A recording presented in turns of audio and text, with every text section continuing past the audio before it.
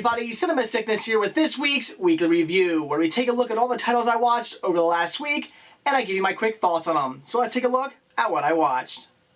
So the first title I checked out this week was Woodstock 94.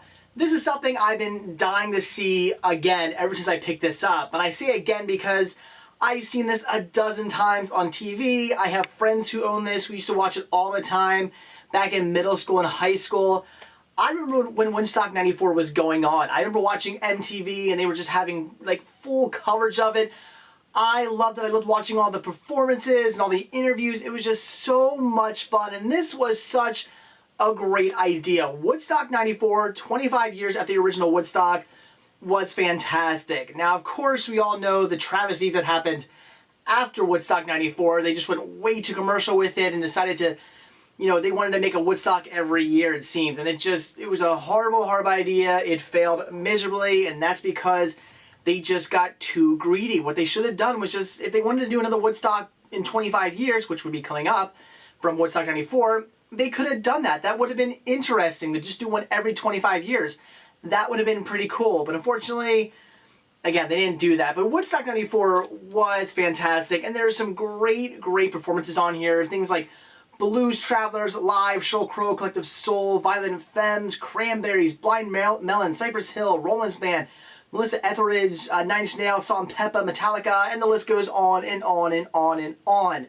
There was hardly a single performance on here that I was bored with. I mean, there were a few artists who I just really didn't have any interest in, but very few and far in between. Pretty much 95% of this was just absolutely fantastic, and I was rocking out to every performance. So this is definitely something I'd highly recommend picking up if you come across it.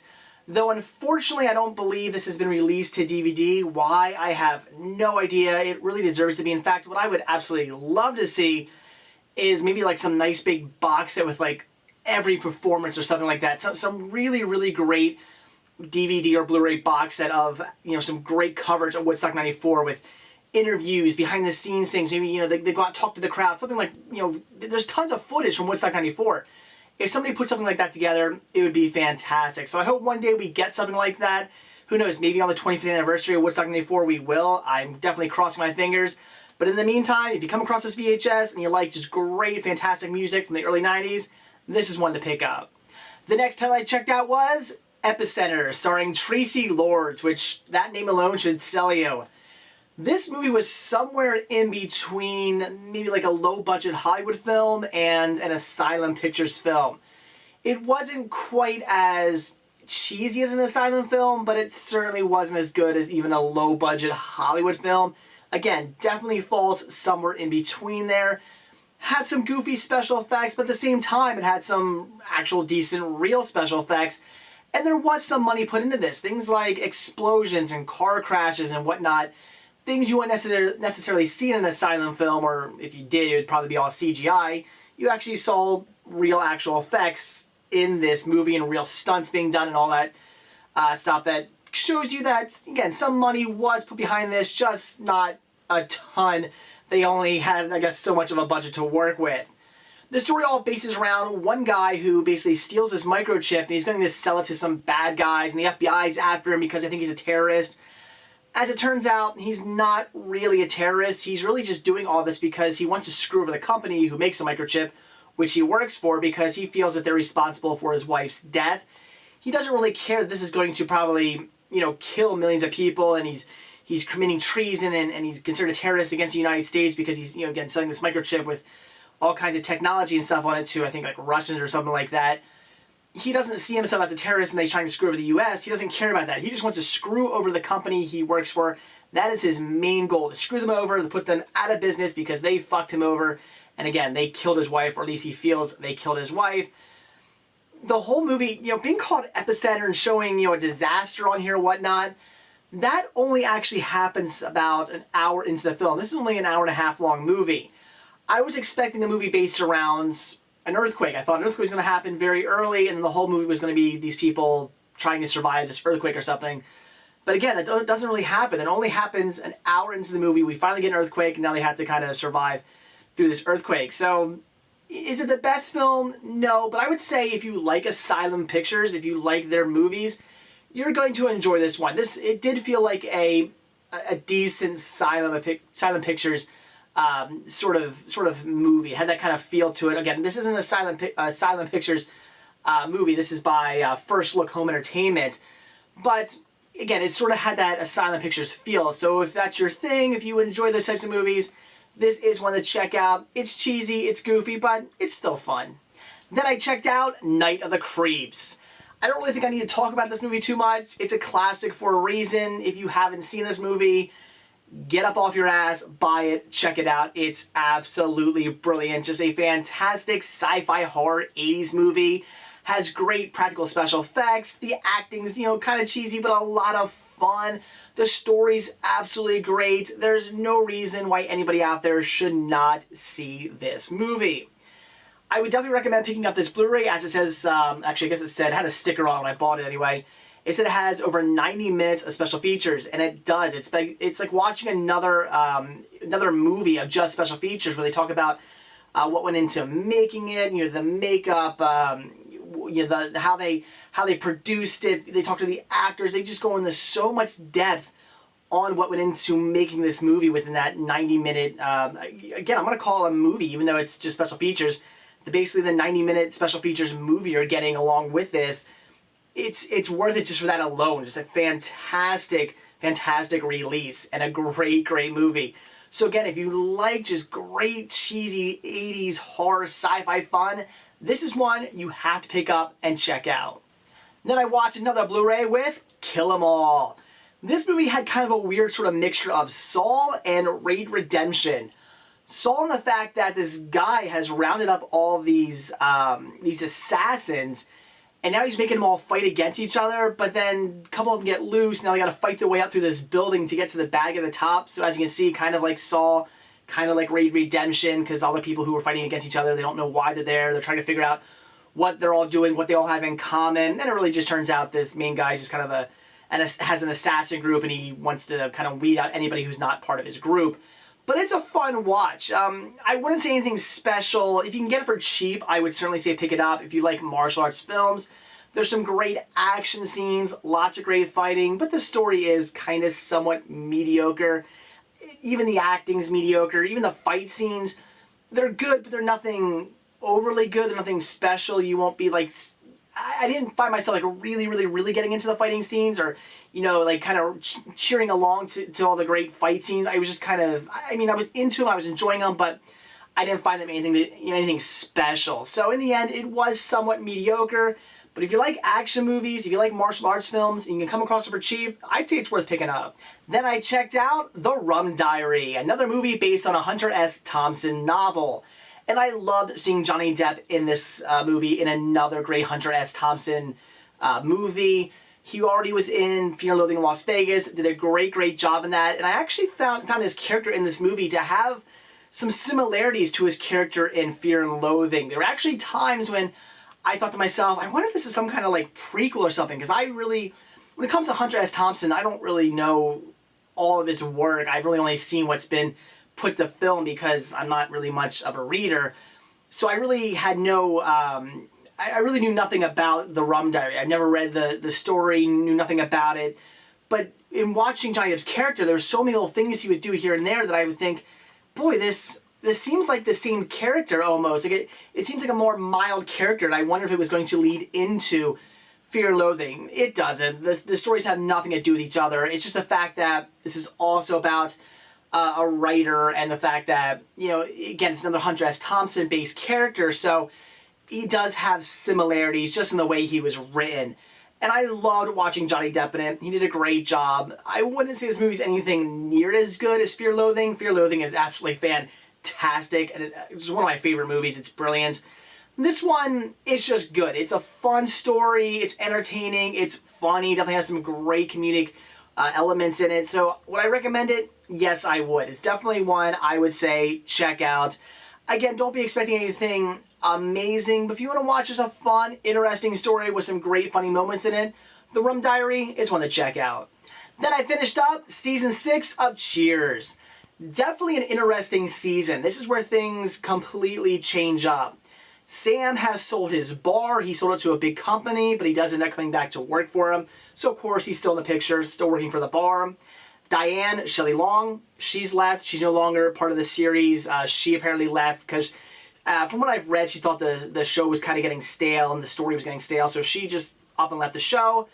And they brought in Kirstie Alley playing Rebecca now. And Rebecca's kind of sort of taken over the role of Diane. It's very similar in the sense that Sam kind of, is attracted to her. There's sort of a thing going on. But in season 6, it's just very basic. He just kind of wants to bang her, keeps trying to get her in bed.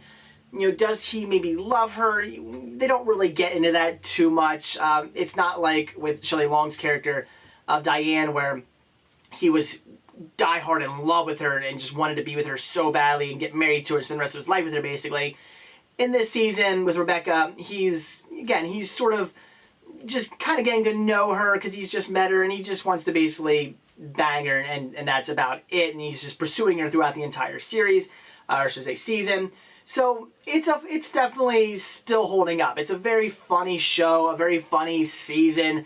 I was a little worried how things were going to go, especially when I found out that Sam had sold the bar. I was like, that's kind of weird. He doesn't own the bar anymore.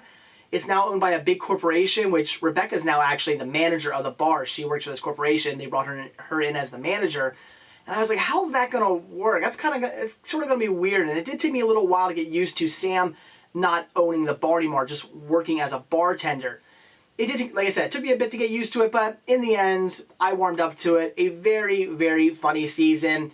The fact that Shelley Long has left isn't making much of a difference. It hasn't ruined the show. Kirstie Alley is doing a great job making up for it. I actually love Rebecca. I think her character is very, very funny. I love the way she's kind of like neurotic and always looking for approval. I love the way when she gets all excited and are scared and like that, her voice squeaks. Very funny. So I would definitely recommend season 6. Again, the fact that Shelley Long has left hasn't really made a difference. It's still a fantastic season. Then I checked out Tormented. This says Tormented 3D. I watched the 2D version, so I guess I'll just say I watched Tormented. I could not get into this movie. It says here from the director of The Grudge. So I thought, well, hey, maybe it'll be okay. No, I just wasn't a fan. I got everything that was going on. I got a little twists and stuff. They kept throwing twists at you.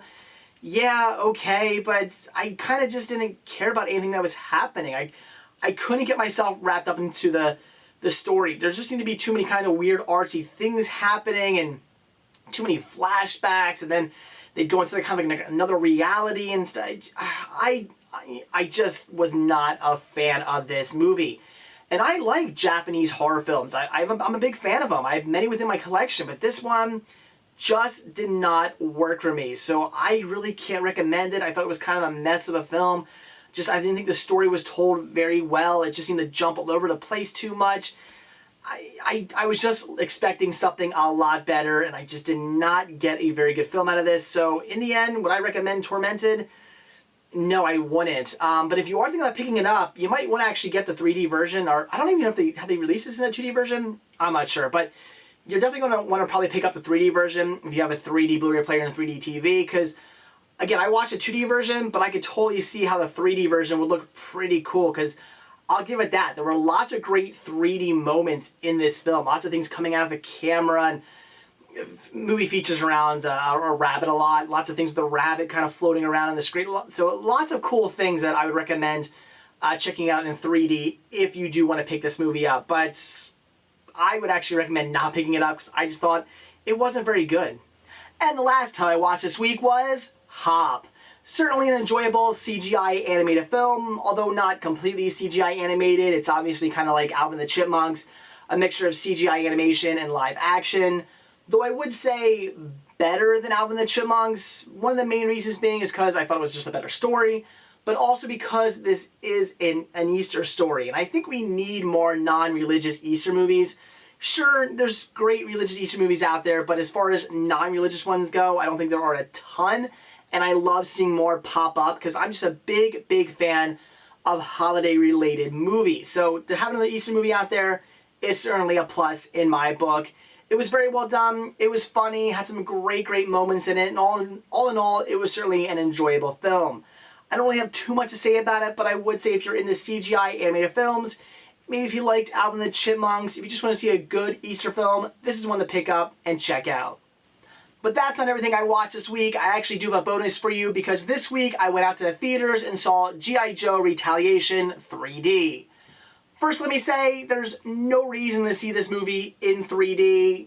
Definitely not worth paying the extra money for that. The only reason I saw it in 3D is because, like usual, I didn't pay to go see this movie. I'm pretty sure the 3D was an afterthought. Even though there were things coming out the camera throughout the film, I'm pretty sure like halfway through this movie they went, you know what? Let's make it 3D. And they just put some little things in here and there to come out the camera so they could warrant making it a 3D movie. 95% of this film, I completely forgot that I was watching a 3D movie. So definitely not worth seeing it in 3D. I would definitely recommend just, if you're going to go out and see this movie, see it in 2D. Don't waste your money. But would I recommend seeing it? Hell yes. The movie was absolutely awesome. I think we all know one of the things is Channing Tatum, he dies right in the beginning of the film. He's only in it for like 15, 20 minutes, and then he's gone. This movie was it was filmed and done before Channing Tatum was so the big star that he is now. I mean, he just all of a sudden blew up, and this, the film was done before he became a big star all of a sudden. So I guess that's why they killed him off in the beginning, but I have nothing wrong with that because I'm not a big fan of him. Don't think he's all that good of an actor. Kind of don't like seeing him in movies all that much. So the fact that he dies right in the beginning, I was A-okay with that, to see him go, because had he been in the entire film, I might not have enjoyed the movie so much. But The Rock, on the other hand, well, The Rock, he's in the movie the entire time, and as I've said many, many times before, The Rock should be in every action movie. I'm just a huge, huge fan of The Rock as an action hero. He just plays he's such a great actor when it comes to action movies. I love him. He kicks ass in everything I've seen him in. So the fact that The Rock is plays like basically the main character throughout the entire film is fine by me. He does such a great job. Bruce Willis does show up in the film. The trailers kind of made it look like he was maybe a more of a significant role. He's not really. He just kind of shows up at the end. But I didn't care. He was great as well. He did a really good job, even though he wasn't in the movie all that much. This film more or less is just a popcorn action movie. A million times better than the first movie. I think we all saw that one coming. This film could have been an hour and 15 minutes of Cobra Commander shitting into a bucket, and it would have been better than the first film. I don't think anybody had any doubts that this movie wasn't going to be better, especially from the trailers alone. Trailers definitely made this movie look really good. But I would say all it is basically just a popcorn action film. It's nothing spectacular. It's nothing amazing. In fact, the story, I kind of seen it before. It's a story you've all seen if you've seen the X-Men movies. You kind of seen the movie before with the president, the shapeshifter taking over the president and trying to, basically say the G.I. Joes are bad guys, but it's all a big setup and whatnot. So yeah, it felt very much like an X-Men movie, but it was still well done and still certainly enjoyable. The main downfall is RZA's in this movie, and why RZA keeps getting roles makes no fucking sense to me. By far one of the worst actors in the world. He does a good job with like scoring movies, sure, but when it comes to acting, the guy can't act. I just don't get it. When his character showed up in this movie, it was so out of place. All the other actors were doing a good job with acting. The story was good. His character shows up. It felt so cheesy. His character was just so ridiculously cheeseball and just felt extremely out of place in the film. Luckily, he's not in it a lot. He just plays a little minor character. But he really takes you away from the film. When he shows up, it almost feels like you're watching another film just because the acting is so piss poor. So I just don't understand why he keeps getting roles. He must know the right people to get these roles, because that man cannot act and by far was the worst part of the entire film. But regardless, it is fun. If you like popcorn action movies, G.I. Joe Retaliation is definitely one to check out. Would I say see it in the theaters? It is worth seeing in the theaters. It's a great action movie. I think action movies are definitely movies to see in the theater. So yeah, I would recommend going out, checking it out. You're going to have a good time. Again, you're going to have to like action popcorn movies. It's nothing more than that. But again, enjoyable, and definitely one I would recommend. So there you go, guys. That's it. That's all the movies I watched this week. So thanks for watching, and stay tuned to see what I watch next week. See ya.